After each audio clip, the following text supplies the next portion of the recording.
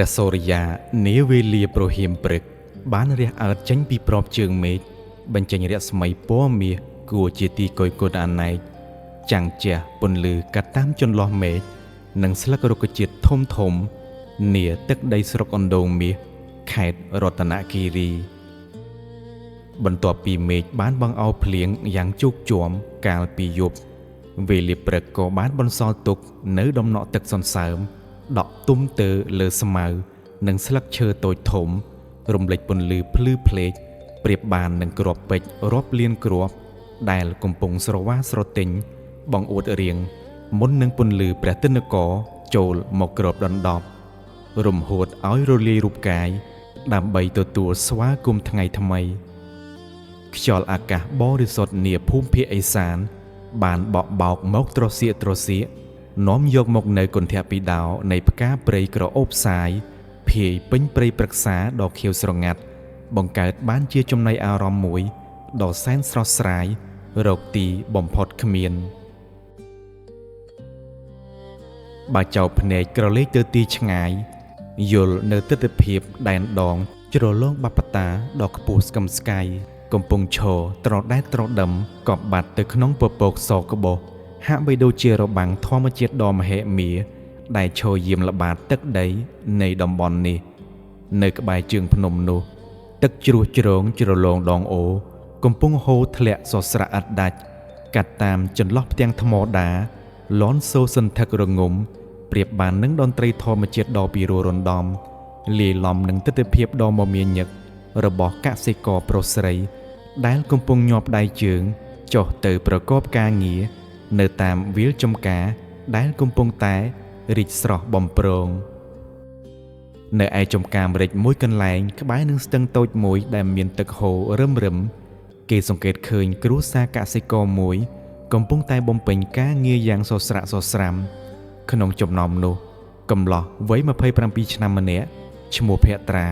កំពុងតែបញ្ចេញកម្លាំងយ៉ាងសកម្មឥតមានចិត្តខ្ជិលច្រអូសនោះឡើយដើម្បីជួយសម្រាលការងារស្រាលធ្ងន់របស់ឪពុកម្ដាយថ្មីបើចាប់កំណើត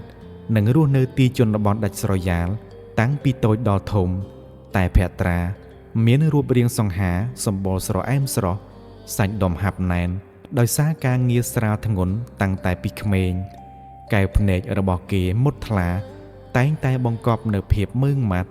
និងស្នាមញញឹមដ៏មានមន្តស្នេហ៍ទោះបីជាពេលនេះគេកំពុងតែស្ថិតក្នុងសម្លៀកបំពាក់ចាស់រហែកនិងប្រឡាក់ប្រឡូកទៅដោយដីក្រហមយ៉ាងណាក្តីភត្រាកំពុងតែជួយលីសែងបាវជីនិងបេះគ្រាប់ម្រេចទុំយ៉ាងញាប់ដៃជាមួយឪពុកម្ដាយរបស់គេគឺពូណាក់និងមីងច័ន្ទកម្ដៅព្រះអាទិត្យចាប់ផ្ដើមហក់ឡើងខ្ពស់បន្តិចម្ដងធ្វើឲ្យញើសគ្រាប់ធំហូរស្រក់កាត់ផ្ទៃមុខស្រអែមរបស់កំឡោះរូបនេះរមីធ្លាក់ចុះមកសើមជោគអាវរបស់គេទោះបីជាការងារនេះនឿយហត់ស្ទើរដាច់ខ្យល់ម្ដងក៏ពិតមែនតែភត្រាមិនដែលហើបមាត់ត្អូញត្អែសំបីតែមួយម៉ាត់ព្រោះគេដឹងថាខ្លួនជាកម្លាំងតែមួយគត់ដែលជាបងឯករបស់គ្រួសារចរិតឧស្សាហ៍ព្យាយាមនិងគំនិតចាស់ទុំរបស់គេតែងតែទទួលបានការកោតសរសើរពីអ្នកភូមិជិតខាងជានិច្ចតែអ្វីដែលអភ័ព្វបំផុតសម្រាប់យុវជនរូបនេះគឺគេមានវាសនារៀនសូត្របានត្រឹមតែថ្នាក់ទី10ប៉ុណ្ណោះដោយសារតែកត្តាជីវភាពគ្រួសារខ្វះខាតខ្លាំងពេកទើបបង្ខំចិត្តបោះបង់ការសិក្សាមកកាន់កំបិតកាន់ចបកប់ក្តីស្រមៃក្នុងចំការម្រេចនេះទៅវិញ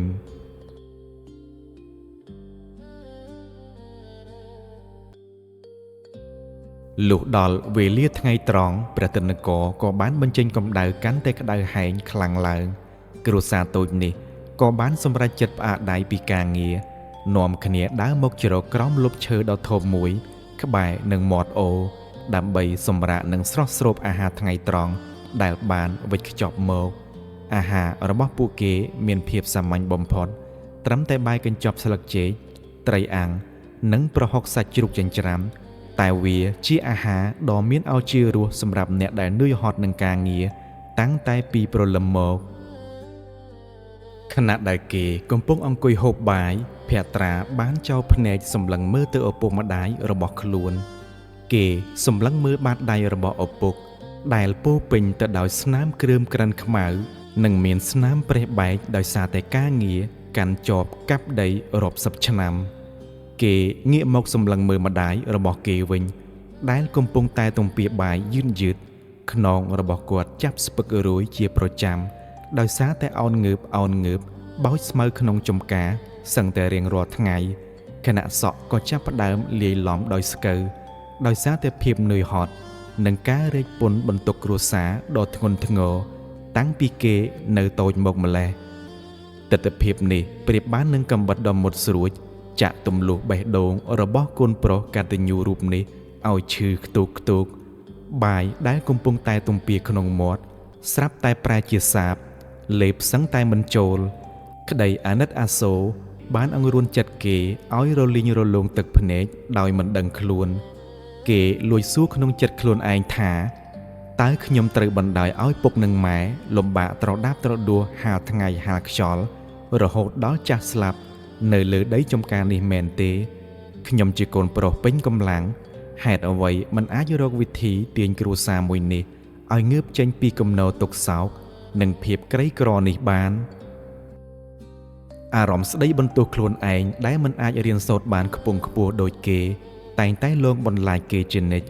ប៉ុន្តែភត្រាជាមនុស្សម្នាក់ដែលមានការគិតគូរវែងឆ្ងាយរយៈពេលប៉ុន្មានខែចុងក្រោយនេះគេតែងតែលួចស្ដាប់ព័ត៌មានពីយុវជនខ្មែរដែលបានទៅធ្វើការនៅក្រៅប្រទេសហើយអាចផ្ញើប្រាក់មកសង់ផ្ទះធំនិងស្ទួយជីវភាពឪពុកម្ដាយឲ្យបានធូរធារគំនិតមួយនេះបានចាក់ឫសក្នុងខួរក្បាលរបស់គេជាយូរមកហើយតែគេមិនទាន់មានភាពក្លាហាននិងហាស្រដីប្រាប់ពុកម៉ែ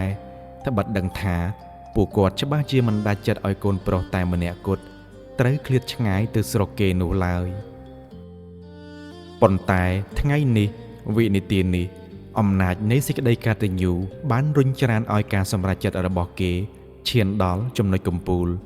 ភត្រាបានដាក់ចានបាយចុះយឺតរួចដកដង្ហើមធំប្រមូលភាពក្លាហានក្រោកឈរឡើងរួចលុតជង្គង់ទាំងពីរចុះផ្ទាល់នឹងដីនៅចំពោះមុខពុកម៉ែដែលកំពុងតែអង្គុយហូបបាយធ្វើឲ្យលោកទាំងពីរចាប់ភ្ញាក់ព្រឺតពូណាក់ប្រញាប់ដាក់ចានបាយចុះសួរទាំងក្តីងឿឆ្ងល់ទៅកូនប្រុសថាភត្រាកូន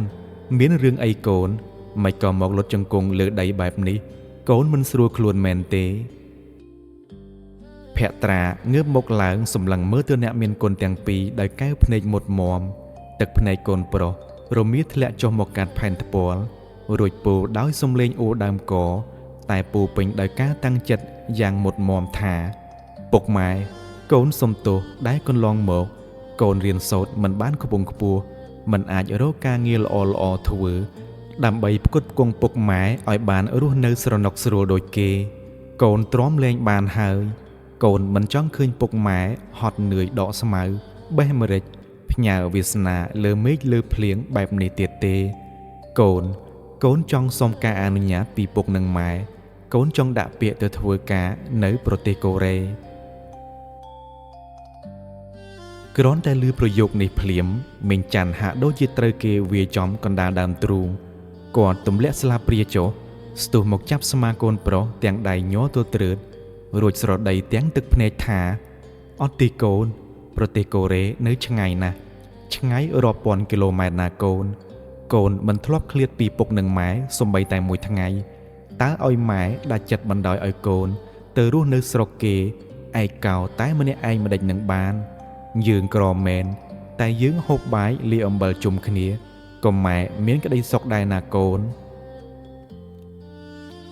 ព ពូណាក់ដកដង្ហើមធំងាកមុខចេញដើម្បីលាក់បាំងទឹកភ្នែកដែលកំពុងតែរលីងរលោងហៀបនឹងស្រក់ចុះមកគាត់យល់យ៉ាងច្បាស់ពីទំហំទឹកចិត្តរបស់កូនប្រុសភក្ត្រាចាប់កាន់បាតដៃគ្រើមរបស់ម្ដាយនិងឪពុកយកមកផ្អឹបនឹងថ្ពាល់របស់ខ្លួន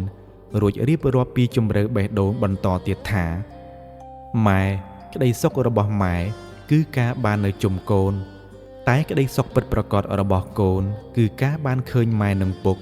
រស់នៅក្នុងផ្ទះធំទ្រនំខ្ពស់មានអាហារហូបចុកគ្រប់គ្រាន់មិនបាច់មកហាលថ្ងៃក្តៅស្អុះស្អាប់បែបនេះ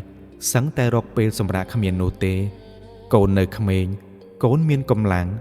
កូនអាចទ្រាំបានរាល់ភាពនឿយហត់និងការចាកឆ្ងាយពីគ្រួសារកូនចង់រកប្រាក់ចំណូលមកកែប្រែជីវភាពគ្រួសារយើងឲ្យប្រសើរឡើងទុកឱកាសឲ្យកូនប្រុសម្នាក់នេះបានបំពេញតួនាទីជាកូនកតញ្ញូផងណាម៉ែពុកពូណាក់ដែលជាមេគ្រួសារបានងាកមកសម្លឹងមើលកូនប្រុសដោយក្តីមោទកភាពបំផុតគាត់ដឹងថាកូនប្រុសរបស់គាត់ធំពេញវ័យហើយមានការគិតគូរវែងឆ្ងាយ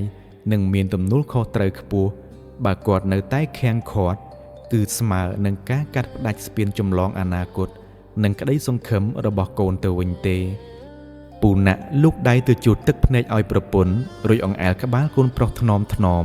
ព្រមទាំងមានប្រសាសន៍ទាំងក្តុកក្តួលថាភក្ត្រាកូនពុកដឹងថាកូនជាក្មេងមានគំនិតបើកូនតាំងចិត្តមុតមមដល់ថ្នាក់នេះទៅហើយពុកក៏មិនខាត់កូនទៀតដែរទៅចុះកូនលាតសន្ធឹងស្លាប់របស់កូនហោះទៅរកអនាគតដ៏ភ្លឺស្វាងចុះពុកនិងម៉ែនឹងគាំទ្រកូនជានិច្ចឮប្តីពោលពាក្យបែបនេះមីងច័ន្ទក៏មិនអាចខាត់ខាំងបានទៀតដែរគាត់បានទាញកូនប្រុសមកអោបក្រសោបយ៉ាងណែន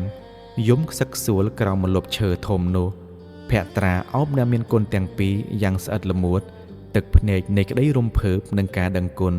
បានស្រក់ចុះមកស្រោចស្រពលើដីចំការម្រេចដែលជាសាក្សីបញ្ជាក់ពីការបដិញ្ញាចិត្តដ៏មហិមារបស់កំឡោះស្រុកស្រែម្នាក់ដែលត្រៀមខ្លួនហែលឆ្លងមហាសាគរដើម្បីស្វែងរកពន្លឺថ្មីសម្រាប់គ្រួសារបន្ទាប់ពីការសម្រេចចិត្តដ៏មុតមមប្រៀបបាននឹងដុំសេឡាដែលមិនអាចកែប្រែបាននៅក្រោមម្លប់ដើមឈើទាលនាថ្ងៃនោះរួចមកខ្សែជីវិតនៃគ្រួសារកសិករក្រីក្រកំសត់ក៏ចាប់ផ្ដើមបត់បែនឈានចូលទៅកាន់ទំព័រថ្មីយប់នោះនៅលើផ្ទះឈើដ៏តូចកំសត់ពន្លឺជង្គៀងប្រេងកាតឆេះព្រាលបញ្ចាំងស្រមោលរបស់ពូណាក់និងមីងច័ន្ទ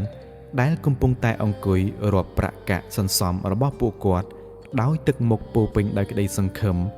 លាយឡំនឹងចិត្តព្រួយបារម្ភមីងច័ន្ទបានដកយកថង់ក្រណាត់ចាស់មួយចេញពីបាតទូឈើចាស់រួចស្រាយចំណងយ៉ាងប្រុងប្រយ័ត្ននៅក្នុងនោះគឺជាក្រដាសប្រាក់រៀលចាស់និងប្រាក់ដុល្លារបន្តិចបន្តួចដែលពួកគាត់ខិតខំសន្សំត្បិតត្បៀតពីការលក់ម្រេចនិងកសិផលផ្សេងអស់រយៈពេលជាច្រើនឆ្នាំមកហើយដោយមិនហ៊ានទិញសម្លៀកបំពាក់ថ្មីឬហូបចុករបស់ឆ្ងាញ់ឡើយពូណាក់បានយកដៃអង្អែលខ្នងប្រពន្ធថ្នមរួចពោលដោយសំឡេងខ្សៅថាម៉ែវាអើយលុយប៉ុណ្ណេះទោះវាមិនច្រើនសន្ធឹកសន្ធាប់តែវាគ្រប់គ្រាន់សម្រាប់ធ្វើសុហុយធ្វើដំណើរជូនកូនយើងទៅដាក់ពាក្យប្រឡងនៅឯទីក្រុងភ្នំពេញហើយអនាគតរបស់ភក្ត្រាគឺពឹងផ្អែកលើការបោះជំហានលើកនេះហើយយើងត្រូវតែលះបង់គ្រប់យ៉ាងស្របតាមការសម្រេចចិត្តរបស់កូនមីងច័ន្ទងក់ក្បាលយប់ព្រមទឹកភ្នែករលីងរលោងស្រក់ចុះមកលើថង់ប្រាក់សន្សំគាត់ស្រឡាញ់កូនអាណិតកូនតែគាត់ក៏ជឿជាក់លើសមត្ថភាពនិងភាពកតញ្ញូរបស់កូនប្រុសម្នាក់នេះយ៉ាងមុតមម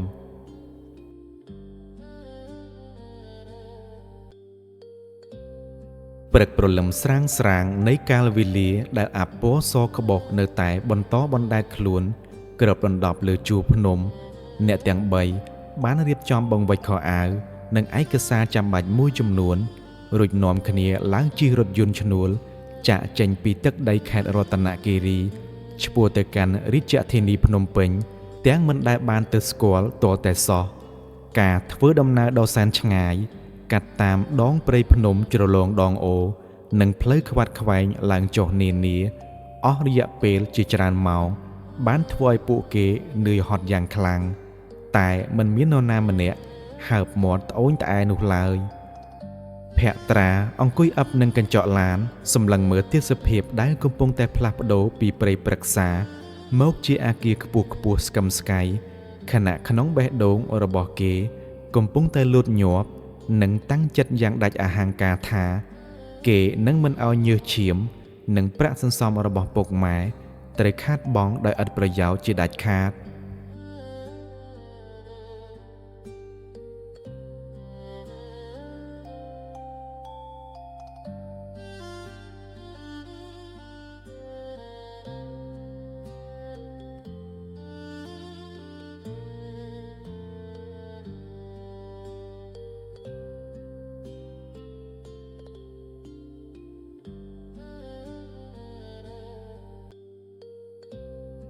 នៅពេលដែលរថយន្តឈ្នួលបានធ្វើដំណើរមកដល់ទីក្រុងភ្នំពេញ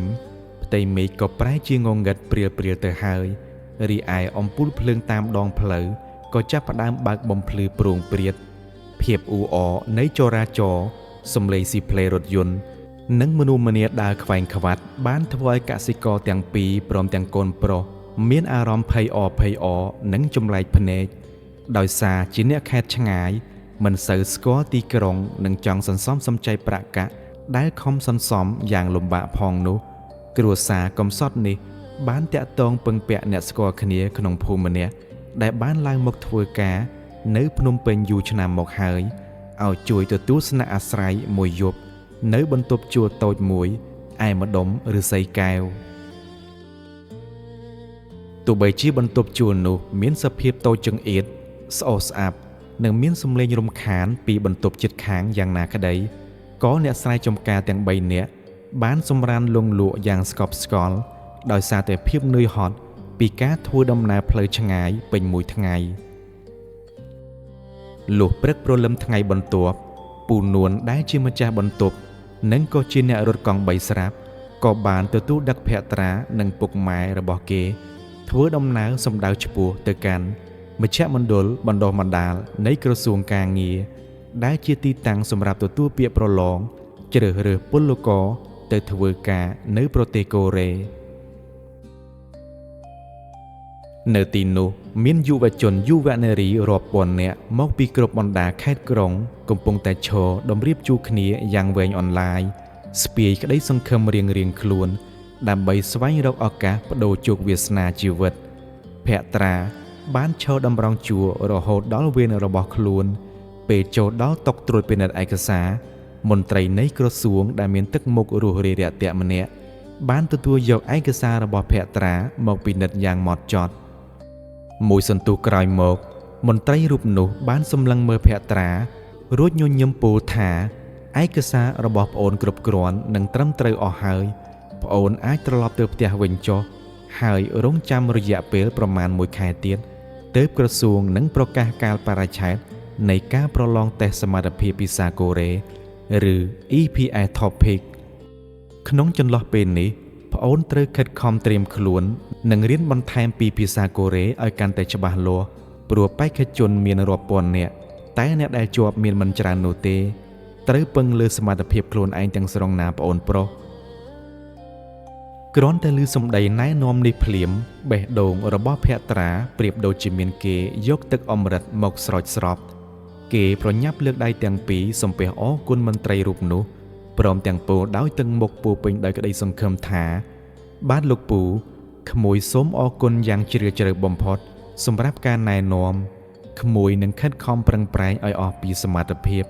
មិនឲ្យឱកាសនេះកន្លងផុតទៅនោះឡើយបន្ទាប់ពីបានបំពេញបែបបទនិងទទួលក្រដាស់បញ្ជាក់ពីមន្ត្រីក្រសួងរួចរាល់ភាពតានតឹងដែលធ្លាប់តែមានក្នុងចិត្តរបស់ភក្ត្រាក៏ហាក់បានរសាយបាត់ទៅមួយកម្រិតភក្ត្រាបានដើរដឹកដៃឪពុកម្ដាយចាក់ចេញពីហ្វូងមនុស្សដ៏កកកុញឡើងជិះកង់3របស់ពូនួនធ្វើដំណើរត្រឡប់ទៅកាន់បន្ទប់ជួលវិញ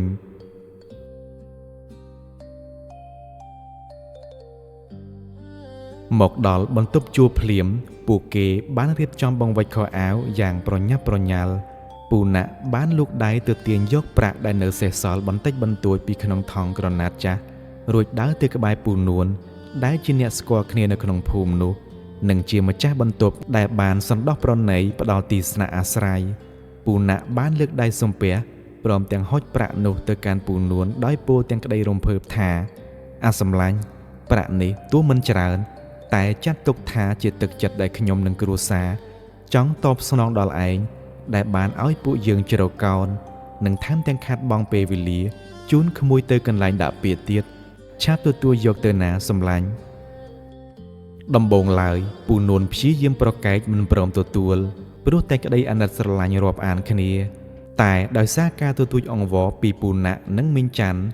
គាត់ក៏បង្ខំចិត្តទទួលយកដោយក្តីរំជួលចិត្តត្បិតគាត់ក៏ពិតមិនមានជីវភាពធូរធារអ្វីដែរចំណែកឯភក្ត្រាវិញដោយសារគេជាកូនប្រុសលុះដោយគន្លងធរគេបានលើកដៃសំពះអរគុណដល់ពូនួនផងដែរដែលមានសន្តានចិត្តមេត្តាប្រោសផ្ដល់ទីពឹងពាក់អាស្រ័យ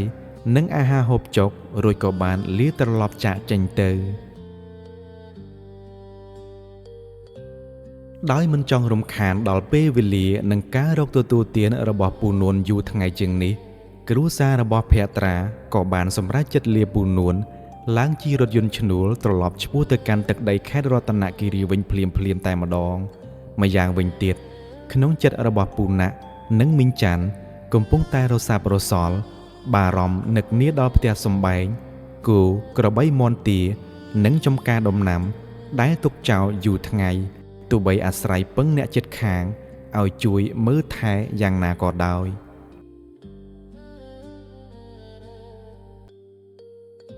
នៅតាមដងផ្លូវខណៈរថយន្តកំពុងលូនកាត់ក្រុងឆ្លងចូលខេត្តមីងច័ន្ទបានសម្លឹងមើលចេញទៅក្រៅបង្អួចរួចរអ៊ូតិចប្រាប់ប្តីថាពុកវាអើយមិនដឹងជាមេគូញីនិងកូនគូនៅឯផ្ទះវាយ៉ាងម៉េចទៅហើយទេឯមន់ទានិងចំការដំណាំយើងទៀតសោតទុកចោលយូរថ្ងៃបែបនេះមិនដឹងជាខ្វះទឹកឬមានសត្វអីមកស៊ីខូចខាតអស់ហើយទេដឹងពូណាក់បានអង្អែលស្មាប្រពន្ធថ្នមរួចតបលួងលោមថាម៉ែវាកុំបារម្ភពេកអីមុនមកខ្ញុំបានពឹងពាក់អ្នកជិតខាងយើងឲ្យជួយមើលថែនិងដាក់ចំណីឲ្យពួកវាហើយតើអ្នកភូមិយើងស្រឡាញ់រាប់អានគ្នាណាស់គេមិនទុកចោលឲ្យសត្វយើងអត់ឃ្លានទេទោះបីជាបានពឹងពាក់អ្នកជិតខាងយ៉ាងណាក្តីក៏ជំរឿចិត្តជាកសិករដែលធ្លាប់តែផ្សារភ្ជាប់ជីវិតជាមួយនឹងដីធ្លី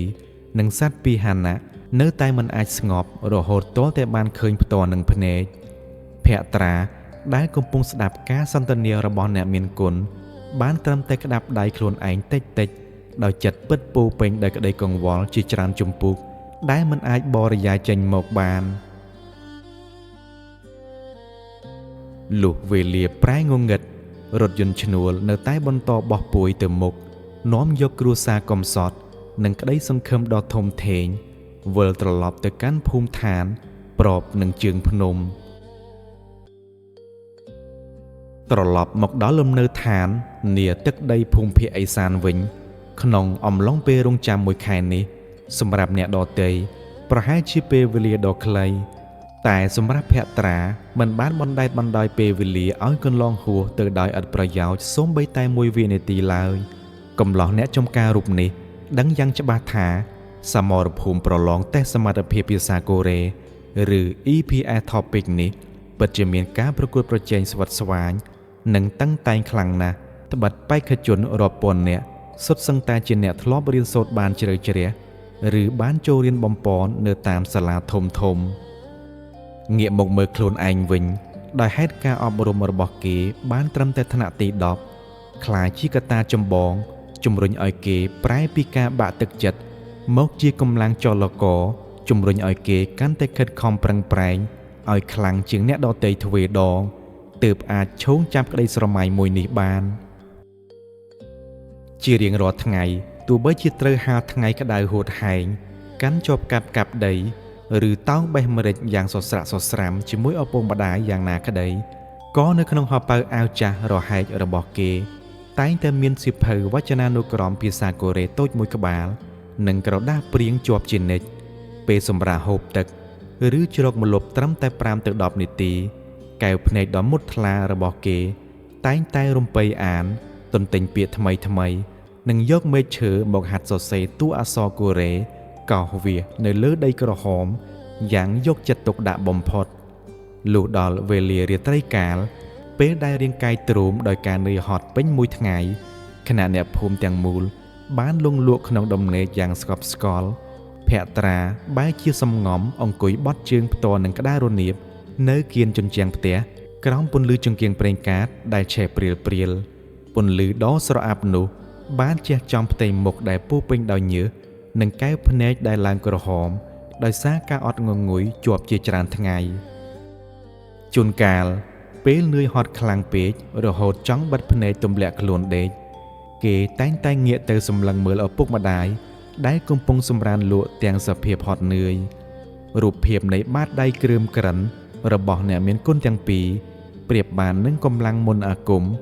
ដាស់ស្មារតីគេឲ្យក្រោកឈរយកទឹកអណ្ដូងដ៏ត្រជាក់មកលុបលាងមុខរួចបន្តអានសៀវភៅនិងស្ដាប់ការបញ្ចេញសំឡេងក្នុងទូរស័ព្ទចាស់របស់គេរហូតសឹងតែដល់មាន់រងាវផងក៏មាន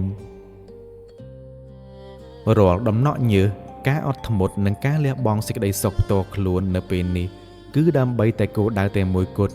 គឺការប្រឡងឲ្យបានជាប់ដើម្បីប្រែក្លាយខ្លួនជាបងឯកដ៏រឹងមាំនិងស្រោចស្រង់គ្រួសារដ៏កំសត់មួយនេះឲ្យចាក់ផុតពីភាពក្រីក្រឲ្យទាល់តែបាន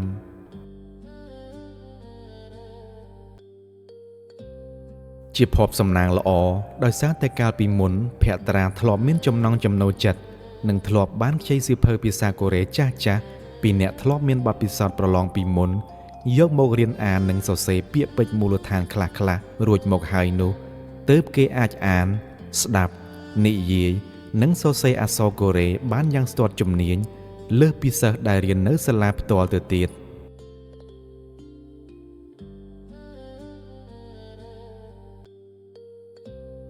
អ៊ំប្រុសម្នាក់ដែលជាអ្នកជិតខាងបានលន់មាត់ដោយក្តីស្ងាច់សរសើរថា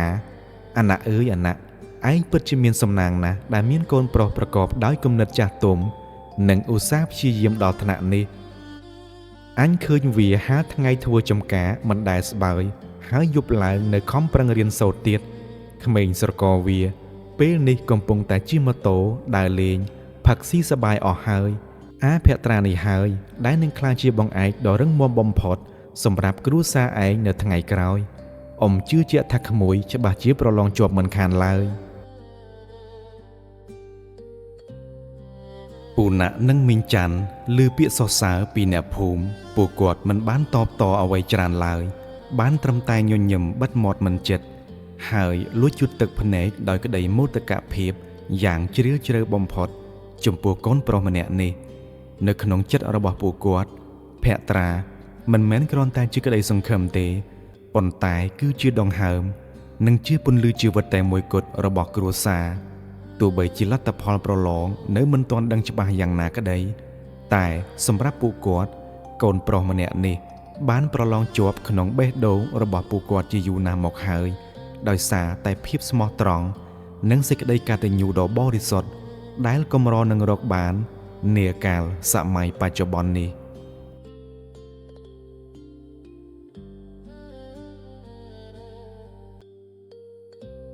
កាលវេលាចេះតែរំកិលទៅមុខឥតឈប់ឈរប្រៀបបាននឹងចរន្តទឹកនៃដងស្ទឹង